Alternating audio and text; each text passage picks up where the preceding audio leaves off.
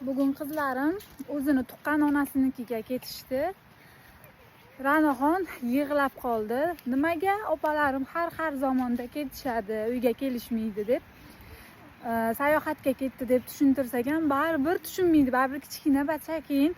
Dadasi oldiga olib tushuntirishga harakat qildi. Mana ular onasi boshqa, shuning uchun 2 haftada bir marta onasinikiga ketishadi. Ko'rib kelishadi, birga o'ynab kelishadi deb. Lekin tushunmayapti. Ra'no so'rayapti, nimaga onam bu yerda-ku, bizni onamiz bu yerda-ku, nimaga u yoqqa ketadi deb yig'layverganidan tushuntira olmaganimizdan dadasi mototsiklni minib ko'chaga chiqdi, chunki faqat shu gapni so'raganiga va qo'limga pul berib ketdi, ko'nglini olgin Ra'noxonni deb. Opalarini ham ko'ngli buzildi. Ketishda yig'lab qoldi-da, meni ham olib ketinglar, meni bitta o'zimni tashlab ketasizlar, men bilan o'ynashga odam yo'q deb. Mana hozir ham men bilan gaplashmasdan oldakda ketayotgan, hozir ko'rsataman. Men bilan gaplashmang, oldakda ketishiga qaranglar, orqasiga qarab.